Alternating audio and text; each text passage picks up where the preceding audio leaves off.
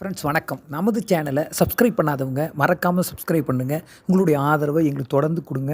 நீங்கள் கொடுக்குற ஊக்கமும் உற்சாகத்தில் மட்டும்தான் எங்களால் புது புது வீடியோவை உடனே அப்லோட் பண்ண முடியும். உங்களுடைய ஃப்ரெண்ட்ஸுங்களுக்கு ஷேர் பண்ணுங்கள். அவங்களையும் மறக்காமல் சப்ஸ்கிரைப் பண்ண சொல்லுங்கள். நீங்கள் எங்களுக்கு பண்ண வேண்டிய பெரிய ஹெல்ப் என்னன்னா, எங்களுடைய ஆடியோவை முழுசாக கடைசி வரலையும் கேளுங்க. அதுதான் நீங்கள் எங்களுக்கு பண்ண வேண்டிய பெரிய ஹெல்ப். இன்றைக்கி ஒரு இன்ட்ரெஸ்டிங்கான ஸ்டோரியை பற்றி பார்க்க போகிறோம். என்னுடைய பக்கத்து வீட்டு அக்கா பற்றி, அக்காவும் நானும் எவ்வளோ பாசமாக இருந்தோம், அன்பாக இருந்தோம், பிரியமாக இருந்தோங்கிறத பற்றி தான் பார்க்க போகிறோம். என்னுடைய பேர் மோகன். பக்கத்து வீட்டு அக்கா பேர் வந்து இளவரசி. அரசின்னு கூப்பிடுவோம். உண்மையிலேயே அவங்க இளவரசியாக தான் இருப்பாங்க. இதில் என்ன பெரிய விஷயம்னா, அக்கான்னா நீங்கள் உடனே 10 வயசு அதிகமாக இருக்கும், 5 வயசு அதிகமாக இருக்குன்னு நினைக்காதீங்க. என்னோட 1 வயசு மூத்தவ தான் அவள். நான் வந்து 1வது படிக்கும்போது அவள் 2வது படித்தா. இப்படியே 5த்துலேருந்து பார்த்திங்கன்னா ஒவ்வொரு வருஷமும் எனக்கு புக்கை வந்து லீவுலேயே கொடுத்துருவா. நான் அந்த புக்கை வச்சு தான் ப்ரிப்பேர் பண்ணிக்கிட்டே இருப்பேன். அப்போல்லாம் பார்த்திங்கன்னா கவர்மெண்ட்டில் வந்து புக்கு கொடுக்கும்போது, அவங்க புக்கு கொடுக்க கொஞ்சம் லேட்டாக ஆகும்போது இந்த புக்கை நாங்கள் யூஸ் பண்ணிப்போம். அதுலேருந்து என் மேலே ரொம்ப பிரியமாக இருப்பாங்க. நானும் அக்கான்னு இளவரசி அக்கான்னு அவங்க பின்னாடியே வாழை பிடிச்சிக்கிட்டு நிற்பேன். நல்லா அழகாக பார்க்குறதுக்கு லட்சணமாக நல்லா கொடி இடையாக அப்படியே இருப்பாங்க. ரொம்ப நல்லவங்க. எனக்கு எல்லாத்துக்கும் படிப்புக்கு வந்து ஒவ்வொரு வருஷமும் எனக்கு வந்து அவங்க அந்தந்த ஸ்டாண்டர்டை மாறி போகிறதுனால எனக்கு அவங்க வந்து சொல்லி கொடுத்துக்கிட்டே இருப்பாங்க. அதனால் எப்போ பார்த்தாலும் குட்டி போட்ட பூனை மாதிரி அவங்க வாழை பிடிச்சிக்கிட்டு சுற்றி வந்துக்கிட்டே இருப்பேன். என்னையும் மோகன் அவங்க உயிரை விட்டுட்டு தேடிக்கிட்டே கிடப்பாங்க. ஏன்னா அவங்க வந்து சொந்தமாக அவங்களுக்கு தம்பி கிடையாது. அவங்க கூட பிறந்த ஒரு அண்ணன், அடுத்தது அக்கா தான், இளவரசி அக்கா தான். அதனால் அவங்க தம்பிக்கு தம்பியாக வந்து பாசமாக என்கிட்ட ரொம்ப நேசமாக இருப்பாங்க. எங்கள் வீட்டில் பார்த்திங்கன்னா நான், என் சிஸ்டர் 2 பேர். அதனால் நான் வந்து ரொம்ப சுற்றி வருவோம். அப்படியே போய்கிட்டு இருந்தது. லைஃப் நல்லா போய்கிட்டு இருந்தது. அவங்க வந்து எம்காம் படித்தாங்க. முதல்ல பிகாம் படித்தாங்க, அப்புறம் எம்காம் படித்தாங்க.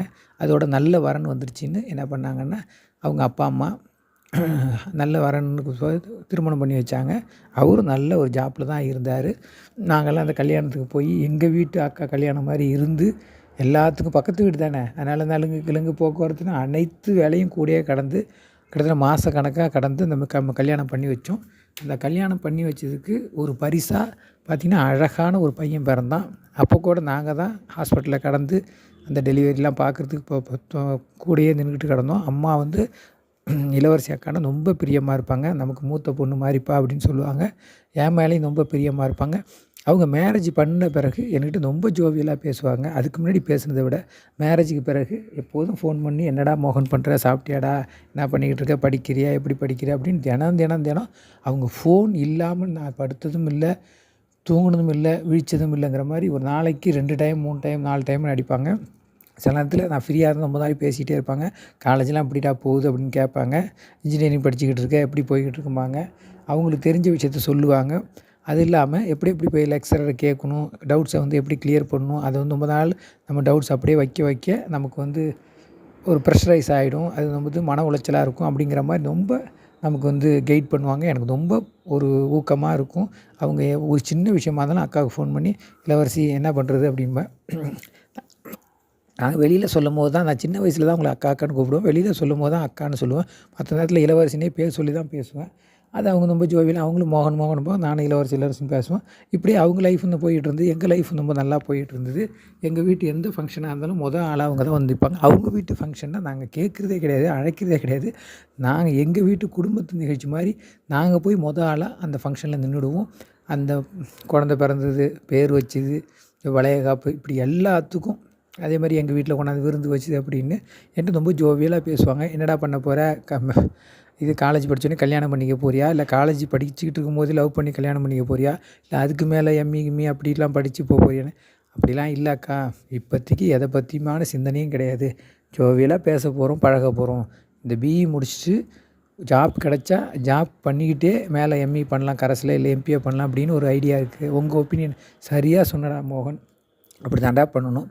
நம்ம இதை வந்து ஒரு காலம் மாதிரி இந்த காலங்களை நம்ம சும்மா சந்தோஷமாக எடுத்துக்கணும், கூடிய சீரியஸாக எடுத்துகிட்டு போனோம்னா நம்ம லைஃப் வீணாக போயிட்டா. இப்போ படிக்கிற வயசு, அடுத்தது ஏர்னிங் பண்ண வேண்டிய வயசு, அதுக்கு பிறகு நம்ம லைஃப்பில் செட்டில் ஆகிற வயசு. இன்கேஸ் நீ லவ் பண்ணால் டோன்ட் வரிடா, அந்த லவ்வை கண்டினியூ பண்ணிக்கிட்டே 2 பேருக்குள்ளே ஒரு புரிதல் வரட்டும். அந்த புரிதல் வந்த பிறகு 2 பேரும் ஒரு ப்ராமிஸ் எடுத்துங்க. மேரேஜ் பண்ணுறதுங்கிறது 2 பேரும் செட்டில் ஆன பிறகு, இல்லை நான் செட்டில் ஆன பிறகுன்னு வச்சிங்க. அதுக்கு பிறகு அப்பா அம்மாவை கன்வின்ஸ் பண்ணி நானே இருந்து பேசி சொல்கிறேன்னா தப்பு கிடையாது. ஆனால் உங்களுடைய காதல் ஒரு அர்த்தமானதாக இருக்கணும், ஆழமானதாக இருக்கணும். அது வந்து வெறும் ஒரு அழகாலோ மட்டும் வரக்கூடாது, மனசாலையும் உங்களுடைய குணத்தாலையும் வரணும்லாம் நல்லா அட்வைஸ் பண்ணுவாங்க. எனக்கு ரொம்ப பிடிக்கும். இப்படியே அவங்க லைஃப் ரொம்ப ஒரு ஜோவியலாக நல்லா போயிட்டு இருந்தால் அங்கே சம்மர் வெக்கேஷன்லாம் சேர்ந்து தான் போவோம். அதை மாதிரி பார்த்திங்கன்னா அவங்க அடிக்கடி டெம்பிள் டூர் போவாங்க, அப்போ எல்லாம் சேர்ந்து போவோம். இப்படிலாம் பார்த்திங்கன்னா நாங்கள் எல்லோரும் ஒரு உட்காந்து மாஸ்டர் பிளான் பண்ணி எல்லாருடைய அவைலபிலிட்டி தக்கவாறு வந்து இந்த ப்ரோக்ராமை செட் பண்ணுவோம். இப்படியே போய்கிட்டு இருக்கும்போது திடீர்னு அன்ஃபார்ச்சுனேட்லி வந்து ஒரு நாள் வந்து அவங்க அம்மா வீட்டுக்கு வந்துட்டு எங்களை பார்க்குறதுக்காக அம்மாட்ட ஃபோன் பண்ணி சொன்னாங்க, இன்றைக்கி வந்துக்கிட்டு இருக்கேன், இன்றைக்கி வந்துடும் அப்படின்னு. அதனால் போட்டி போட்டு ஒரு டைம் வந்து அவங்க வீட்டில் நைட்டு டிஃபன் இருக்கும், இல்லைனா எங்கள் வீட்டில் இப்படி மாறி மாறி அம்மா வந்து பிடிவாதமாக அன்னைக்கு வந்து அம்மா வந்து நம்ம வீட்டில் தான்மா இளவரசி உனக்கு டிஃபன் இன்றைக்கி நைட்டு டின்னரு, அதனால் நீ வந்துருமான்னு சொன்னாங்க. எப்போதுமே அவங்க வந்து ஒரு 10 மணி 10:30 மணிக்கு தான் வருவாங்க. ஏன்னா அவர் ஜாப்புக்கு போயிட்டு வந்த பிறகு தான் கிளம்பி வருவாங்க. மேரேஜ் பண்ணதுக்கும் வீடும் பார்த்திங்கன்னா ரொம்ப பெரிய டிஸ்டன்ஸ் இல்லை, ஒரு 18-20 கிலோமீட்டர் தான் இருக்கும். அதனால் ஒரு 1/2 அன் ஹவர் ட்ராவலில் வந்துடுவாங்க. அதே மாதிரி அன்னைக்கும் வந்து பார்த்திங்கன்னா கிளம்பி ஒரு 10 மணிக்கு கிளம்பி வந்துட்டு பழம்லாம் வாங்கிட்டு ஸ்வீட்லாம் வாங்கிட்டு வந்துக்கிட்டு இருந்திருக்காங்க. அப்போ ரோடு எக்ஸ்டென்ஷன் ஒர்க் நடந்துக்கிட்டு இருந்திருக்கு. அப்போ லைட்டாக மழை தூறிக்கிட்டு இருந்தனால அங்கே வந்து பார்த்திங்கன்னா அந்த பாதாள சாக்கடை இருக்குல்ல, அதுக்கான ஒர்க் நடந்துக்கிட்டு இருக்கும்போது அந்த ஒர்க்கு இன்கம்ப்ளீட்டாக அங்கங்கே போயிட்டு இருந்திருக்கு. அதில் ஸ்டிக்கு வச்சு பார்த்திங்கன்னா இதெல்லாம் வந்து அபாயமான பகுதின்னு சொல்லுவாங்கள்ல, அது மாதிரி வந்து ஸ்டிக் வச்சு அந்த இது துணி வச்சு கட்டியிருந்துருக்காங்க, எல்லாம் பண்ணியிருந்துருக்காங்க. ஆனால் மழை தூறலில் வந்து ஒரு சில அந்த ஸ்டிக்ஸ் வந்து கீழே விழுந்துட்டு போல இருக்குது. அது சரியாக கவனிக்காமல் 2 வீலரில் வந்துக்கிட்டு இருக்கும்போது அன்ஃபார்ச்சுனேட்லி வந்து அவங்க வண்டி ஸ்லிப் ஆகி போய் அந்த சாக்கடையோட அந்த ரவுண்டிங் இருக்கும்ல, அந்த பெரிய வட்டம், அதில் போய் இடிச்சு கீழே விழுந்ததில் வந்து கடுமையாக தலையில் வந்து அக்கா வீட்டுக்காருக்கு வந்து அடிபட்டுருச்சு. அடிபட்ட உடனே இம்மிடியேட்டாக அக்காவும் லேசாக பின்பக்கமாக விழுந்துட்டாங்க. ஆனால் அந்தளவுக்கு ஒன்றும் பெரிய அடி கிடையாது. லேசாக வந்து உடம்புல வந்து ஸ்க்ராச்சஸோட உடனே ஃபோன் பண்ணோன்னே நாங்கள் அடித்து மோதிக்கிட்டு இங்கேருந்து ஓடணும். அப்புறம் அவங்க அப்பா அம்மா வந்தாங்க. நாங்கள் எல்லாம் ஓடி போய் ஹாஸ்பிட்டலில் சேர்த்து கிட்டத்தட்ட ஒரு 11 டேஸ் வந்து ஐசியூவிலே இருந்தார் அக்கா வீட்டுக்கார். அதன் பிறகு பார்த்திங்கன்னா அவரை காப்பாற்ற முடியல, கோமாவிலே போய் அப்படியே இறந்துட்டார். எங்களுக்கு எல்லாருக்குமே வந்து ஒரு பெரிய அதிர்ச்சி ஆகிடுச்சு. என்னடா இப்படி ஒரு நல்லா இருந்தார், அவர் ரொம்ப நல்ல டைப்பு, சூப்பர் டைப்பு.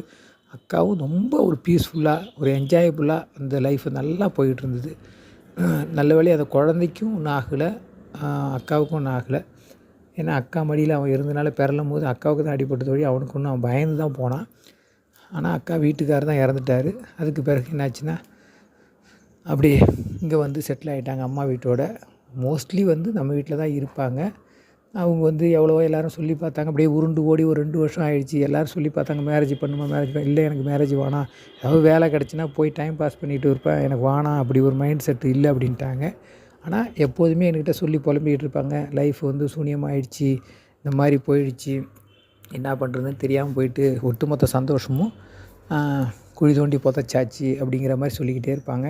அவங்கள எனக்கு வந்து அந்த மாதிரி ஒரு அவங்க முகத்தோட்டத்தில் அவ்வளோ அழகோடைய வந்து அந்த வெளிப்பாடாக அழகோட மறு உருவமாக இருந்த அந்த இளவரசி அக்கா தன்னுடைய அந்த சிம்மாசனம் இழந்து இருந்தால் அப்படி இருப்பாங்க. ஒரு இளவரசியாக இருக்கும்போது சிம்மாசனம் திடீர்னு போயிட்டேன் அப்படி அந்த மாதிரி அவங்க முகத்துலேயும் உடம்புலையும் ஒரு மிகப்பெரிய சோகம் அப்படி குடிகொண்டு இருந்தது. நானும் எவ்வளவோ ஜோவியலாலாம் பேசி பார்ப்பேன், அவங்களால அந்த அதுலேருந்து மீண்டு வர முடியாமல் தவிச்சிக்கிட்டே இருந்தாங்க. நான் வந்து அவங்கள்ட்ட கேட்டேன், ஏன் அப்படி இருக்கீங்க? சரி இறந்துட்டாங்க, இனிமேல் அவங்க வரப்போகிறதில்ல, அது நல்லாவே உங்களுக்கும் தெரியும், எல்லோரும் இறக்க தான் போகிறாங்க அப்படின்னு தெரிஞ்சுக்கிட்டும் ஏன் இளவரசி நீ வந்து இப்படி இருக்க அப்படின்னு சொல்லும்போது, இல்லை என்னுடைய மைண்டு வந்து சரி இப்படி தான் தெரியுது, ஆனால் மனசு வந்து அதை அக்செப்ட் பண்ணிக்க மாட்டுது அப்படின்னு சொன்னாங்க. சரி அவங்களுக்கு வந்து என்னெல்லாம் செஞ்சால், என்னெல்லாம் சொன்னால், என்னெல்லாம் வாங்கி கொடுத்தா அவங்களுக்கு வந்து நான் எங்கடா போய் வந்து என்னோடய சந்தோஷத்தை தேட போகிறேன், அப்படி சந்தோஷத்துக்காக பயணிக்க ஆரம்பித்தா அது வந்து பையனோட லைஃப் போயிடுமே அப்படிங்கிற மாதிரி அவங்க ரொம்ப வருத்தப்பட்டாங்க. அதே நேரத்தில் என்னுடைய சந்தோஷத்தை எவ்வளோ நாளைக்கு வந்து நான் புதைச்சி வைக்கிறது அப்படிங்கிற மாதிரி சொன்னாங்க. அப்போ சொல்லும்போது இவ்வளோ தூரம் ஜோவியாலாக சொல்லும்போது அக்காவுடைய சந்தோஷம் தான் முக்கியம், அவங்களுக்கு எப்படி இம்ப்ரெஸ் பண்ணால் என்ன செஞ்சால் அவங்களுக்கு சந்தோஷம் கிடைக்குங்கிறத நான் ரொம்ப ஒரு சிவியராக வந்து ஸ்டடி பண்ணேன். அப்போ நான் புரிஞ்சுக்கிட்டேன், அவங்களுக்கு தேவையானதை கொண்டு வந்து கொடுத்தா, தேவையானதை அவங்களுக்கு கொடுத்தா அவங்க சந்தோஷத்தை தானாக விலை கொடுத்து வாங்காமல் தானாக சந்தோஷம் அவங்களுக்கு மலரும் அப்படின்னு நினச்சேன். அப்புறம் அதுக்கான ரிஸ்க் எடுக்க ஆரம்பித்தேன். ஆரம்பத்தில் அதை அவங்க அக்செப்ட் பண்ணாமல் அவாய்ட் பண்ணிக்கிட்டே இருந்தாங்க. அதுக்கு பிறகு நான் வந்து அதை திரும்ப திரும்ப ரிப்பீட் பண்ணும்போது அக்செப்ட் பண்ணிட்டாங்க. இப்போ ரொம்ப சந்தோஷமாக இருக்காங்க. இப்போ அவங்களுக்கு வந்து லைஃப் வந்து ஒரு பிடிப்பு வந்துருச்சு. குழந்தை இருக்காங்க. எல்லாத்துக்குமா நம்ம தம்பிக்கு தம்பியாக, ஒரு நண்பனுக்கு நண்பனாக, ஒரு உறுதுணையாக, ஒரு பேக் போனாக எல்லாத்துக்கும் நம்ம மோகன் இருக்கிறாங்கிற எண்ணம் வந்த பிறகு முன்னையோடு ரொம்ப பூரிப்பாகவும் ரொம்ப அழகாகவும் முன்னையோடு வந்து 1000 மடங்கு பிரகாசமாகவும் இருக்க ஆரம்பிச்சிட்டாங்க. அவங்களும் சந்தோஷமாக இருக்காங்க. நானும் சந்தோஷமாக இருக்கேன். எங்களுடைய சந்தோஷம் 2 குடும்பத்தையும் பரவி அவங்களும் சந்தோஷமாக இருக்காங்க. உங்களுக்கு இந்த கதை ரொம்ப பிடிச்சிருக்குன்னு நினைக்கிறேன். மறக்காமல் ஷேர் பண்ணுங்கள், சப்போர்ட் பண்ணுங்கள். எங்கள் கூட தொடர்ந்து இணைஞ்சிருங்க. இன்னொரு நல்ல கதைகளத்தோட சந்திக்கிறோம். வணக்கம்.